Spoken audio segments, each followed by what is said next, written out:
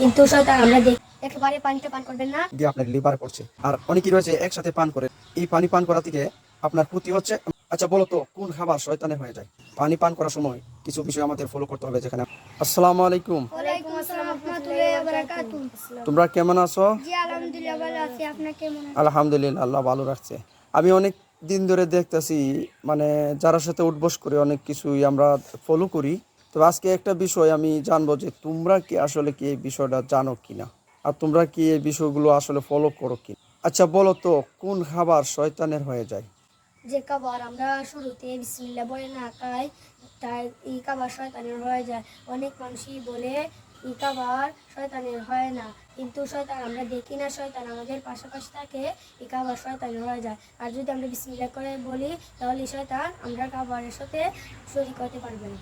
মাশাআল্লাহ, খুব সুন্দর হয়েছে। যেমন যে খাবারের শুরুতে যে বিসমিল্লাহ বলবে না, এই খাবার শয়তানের হয়ে যায়।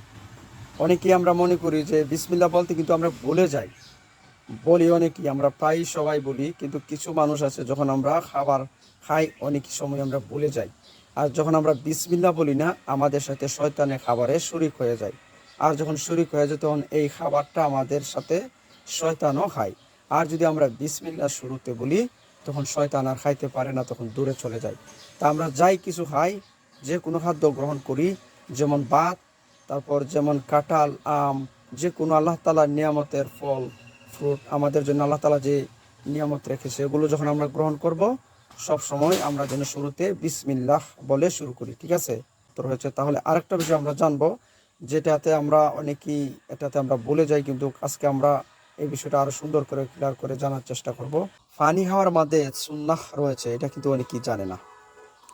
তোমরা যে পানিগুলো পান করো কিভাবে করতে হয় সুন্নাহ পদ্ধতিতে, এই বিষয়টা বলো। পানি পান করার সময় কিছু বিষয় আমাদের ফলো করতে হবে, যেখানে আমাদের ইসলামের মধ্যে আমাদের প্রিয় নবী সাল্লাল্লাহু আলাইহি সাল্লাম নির্দেশ দিয়েছে। প্রত্যেকটা বিষয় আমাদেরকে হাত ধরিয়ে ধরিয়ে শিখিয়ে দিয়েছে। তাহলে বলো, পানি গ্রহণ করার সময় যখন আমরা পানি পান করি, তখন কিভাবে করতে হবে? আচ্ছা তুমি বলো, কিভাবে সুন্নাহ পদ্ধতিতে পানি পান করতে হয়? শূন্য হচ্ছে গিয়ে আপনি যদি দাঁড়ানো অবস্থায় থাকেন তাহলে বসে যাবেন, বসে গ্লাসটি সুন্দর থেকে ধুয়ে সুন্দর থেকে পরিষ্কার করে দিবেন, গ্লাসের ভিতরে কিছু আছে কিনা দেখবেন। তারপর হচ্ছে গিয়ে আপনার বিসমিল্লাহ করে পানি শুরুতে পান করিবেন। তারপর হচ্ছে গিয়ে পানি সুন্দর থেকে বসে খাবেন, 3বারে পানি পান করবেন, খাওয়ার পরে বলবেন আলহামদুলিল্লাহ। একবারে পানিটা পান করবেন না, 3বারে পানিটা খাইবেন। আচ্ছা, তারপর? তারপর আলহামদুলিল্লাহ বলবেন। আচ্ছা মাশাআল্লাহ, খুব সুন্দর হয়েছে। তারপর আমি আবার একটু বুঝিয়ে বলি, যখন আমরা পানি পান করব, শুরুতে আমরা দেখে নেব গ্লাস আমাদের পরিষ্কার আছে কিনা, ভালো করে গ্লাসটা ধুয়ে নেব। তারপর দাঁড়ানো অবস্থা থাকলে বসে যাব, বসে আবার সুন্দর করে বিসমিল্লাহ বলে পান করব। আর অনেকেই রয়েছে একসাথে পান করে নেয় না, একসাথে পান না করে আপনি গ্লাসের পানিটা 3বারে পান করবেন। যদি দাঁড়ানো অবস্থায় থাকেন তাহলে বসে যাবেন, তারপর 3বারে পানি পান করে তারপর আলহামদুলিল্লাহ বলবেন।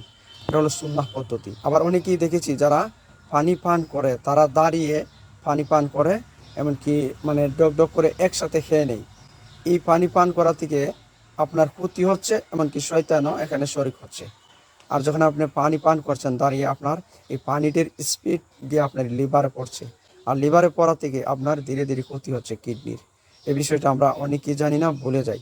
তাই সবসময় যেন আমরা সুন্নাহ পদ্ধতিতে পানি পান করি, আর আমাদের শরীরের সুস্থতা ফিরিয়ে আনি, আর আল্লাহ তাআলার কাছ থেকে সবসময় যেন আমরা সুস্থতা কামনা করি। আমরা যদি নিয়মিত সুন্নাহ পদ্ধতিতে জীবনযাপন করি, ইনশাআল্লাহ আমাদের কোনো মুসিবত বিপদ হবে না। আমাদেরকে প্রিয় নবী সাল্লাল্লাহু আলাইহি সাল্লামের অনুসরণে যা আমাদেরকে নির্দেশ দিয়েছে, এবং বাচ্চাদেরকে সুন্দরভাবে তাদেরকে ইসলামিক শিক্ষায় শিক্ষায়িত করা, এগুলো হচ্ছে আমাদের দায়িত্ব, গার্জিয়ানের, আমাদের অভিভাবকের দায়িত্ব। তাই আমরা যেন এখান থেকে কখনোই নিজেরা অবিলম্ব সরিয়ে না যাই। আমাদের দায়িত্বটাকে আমরা সুস্থভাবে ইসলামের তরিকায় পালন করব। আচ্ছা আরো তো আচ্ছা বলো, তুমি একটা দোয়া বলো। সানা সুবহানাকা আল্লাহুম্মা ওয়া বিহামদিকা ওয়া তাবারাকাতুকা ওয়া তাআলা জাদ্দুকা ওয়া লা ইলাহা গায়রুকা। মাশাআল্লাহ। এর কোন সময় পড়তে হয়? কোন সময় পড়তে হয়? আমরা যে সময় নামাজ পড়ি সে সময় বলতে হয়। আচ্ছা আচ্ছা, নামাজে বসার সময় প্রথমে শুরুতে বলতে হয়। তুমি সবসময় পড়ো? জি। মাশাআল্লাহ।